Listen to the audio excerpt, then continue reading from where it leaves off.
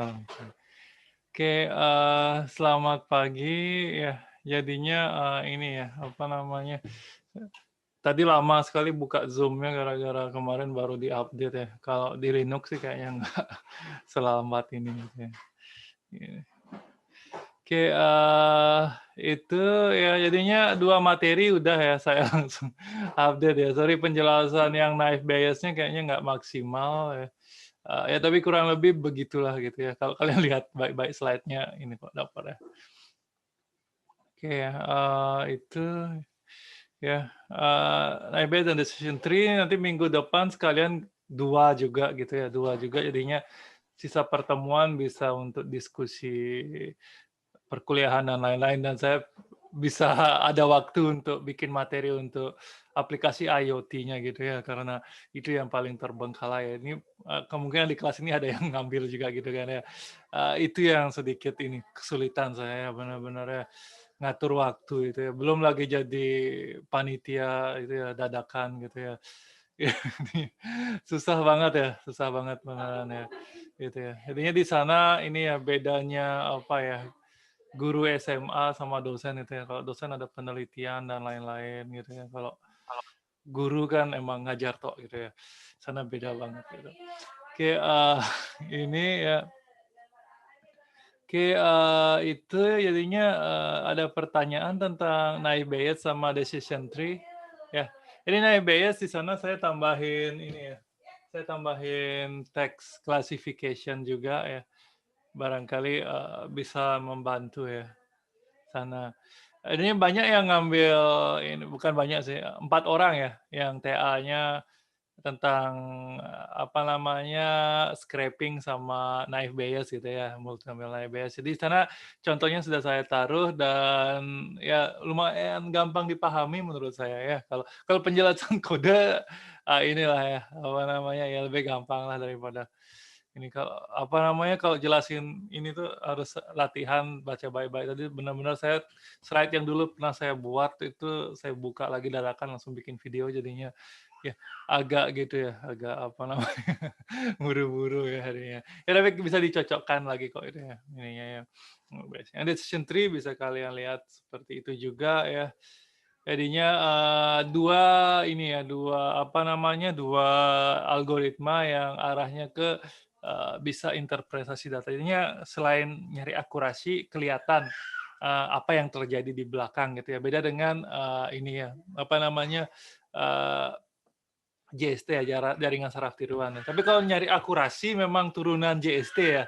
JST, support vector machine gitu ya, itu akurasi emang tuh top banget gitu. Tapi ya kelemahannya itu kita nggak tahu apa yang ada di belakangnya gitu. Kita susah ya, apa namanya, pelajari gimana cara kerja hidden layer gitu ya. Apa namanya, cara kerjanya sih ngerti, tapi ketika hasil klasifikasi jadi, itu, hidden layer-nya itu susah, ini ya, yang terjadi itu dipahami oleh manusia gitu ya di sana sedikit. Ininya kalau misalnya kalau kalian lihat TA yang tentang JST kan langsung akurasi gitu ya, misalnya ngomong sedikit yang bisa dibahas tentang, apa yang terjadi di belakang kode gitu. Biasanya, ini ya, apa namanya, kalau yang pernah saya lihat ya di TA belum pernah saya lihat, biasanya data di cluster gitu ya, di clustering, apa namanya, dilihat, ini ya, apa namanya, mana yang hasilnya jelek, mana yang bagus itu dikaitkan dengan hasil clustering-nya gitu ya.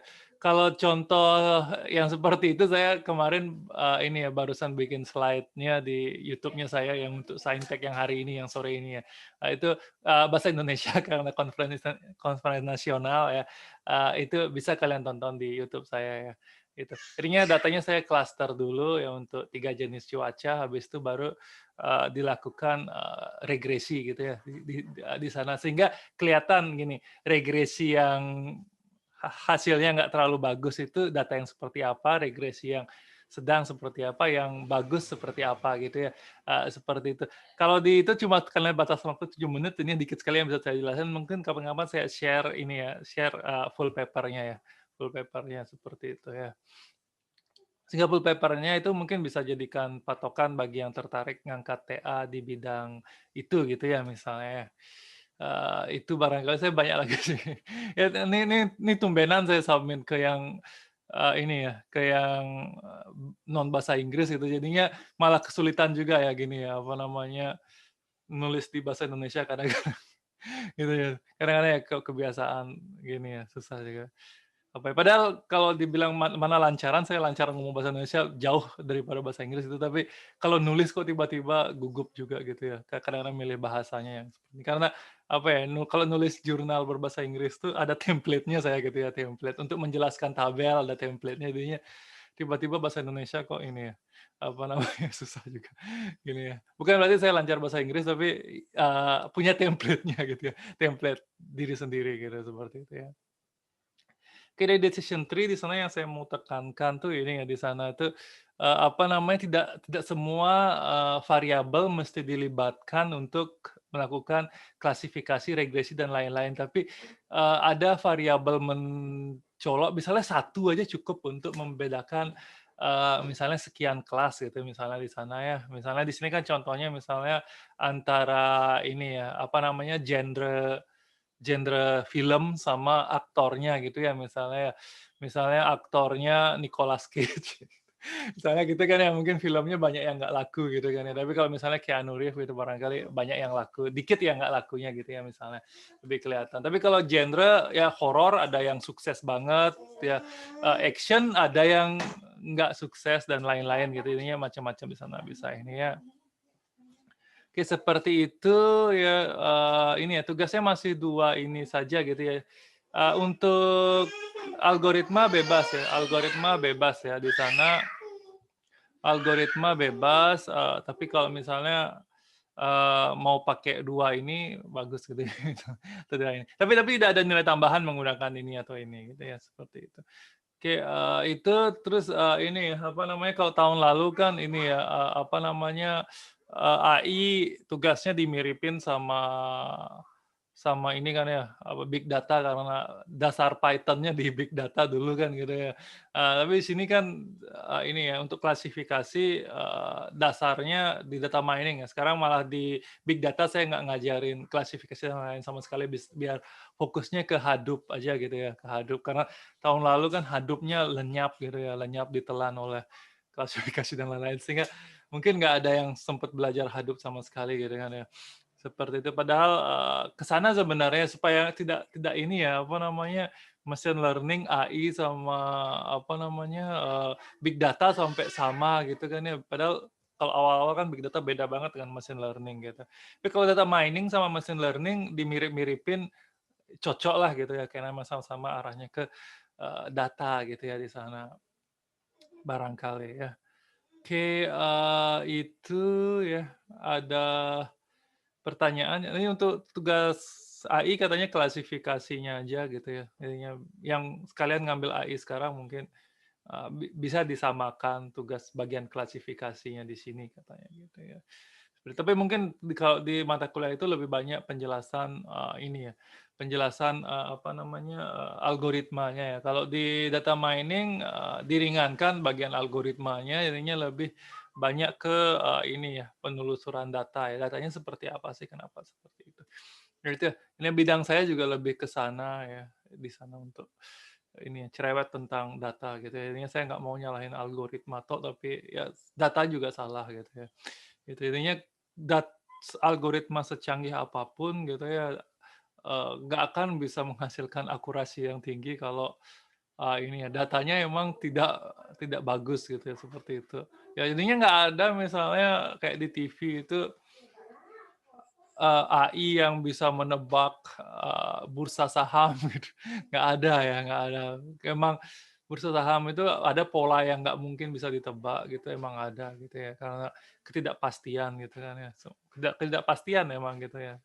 Jadinya, semua ini ya, klasifikasi, regresi, dan lain-lain itu ya peluang ya, semua peluang, jadinya, apa namanya, kalau ini ya, kalau dulu, Prof apa namanya, Prof Caleb-nya saya ya, Prof Masanao Obayashi sekarang udah pensiun gitu ya.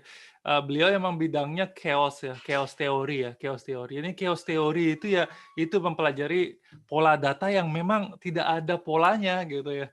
pola data yang nggak ada polanya gitu, chaos gitu ya, jadinya nggak bisa ketebak, ya, seperti itu. Jadinya, itu, ini ya levelnya level S2 ya, S2 ke atas itu tuh kalau dijelasin di S1 ya banyak sekali dasar teori yang harus diketahui dulu gitu ya, tuh ya saya belum levelnya ke sana ya mempelajari chaos teori gitu ya jadinya itu. Ini chaos tuh kan kalau kalian pikir kacau gitu ya, kekacauannya emang kacau seperti itulah gitu ya. Ini ya kayak ini sebenarnya kan, apa ya, ramuan atau ini ya, apa namanya, pengobatan itu juga masih termasuk chaos itu kan ya, karena apa namanya, setiap orang memiliki beda-beda gitu kan ya, ada yang cocok, ada yang nggak cocok gitu. Jadinya nggak ada, apa namanya, pengobatan yang pasti itu juga, dulu saya waktu S3 belajarnya salah satu masuk dalam ini ya, chaos ya, bidang farmasi dan lain-lain gitu juga ya, seperti itu. Karena ada aja pengecualian-pengecualian yang ini makanya terus orang belajar dari data science seperti itu, ya. Oke, itu barangkali ya, oke ada pertanyaan sampai sana yang untuk tugas. Ini nggak ada ini ya, nggak ada UAS ya, nggak ada UAS, ngumpul ini sebelum UAS berakhir ya, sudah dapat nilai ya, ya, antara dari C ke atas, ya, C ke atas. Tapi, mid test, belum saya gini tapi ya bagus-bagus lah gini ya. Gitu ya. Tidak ada review paper karena ini ya, apa namanya, tidak banyak yang bisa dibahas di review paper kalau tingkatnya data mining gitu. Kalau kalau big data masih saya maklumkan barangkali gitu ya. Sana itu barangkali ya. Oke, ada pertanyaan sampai sana?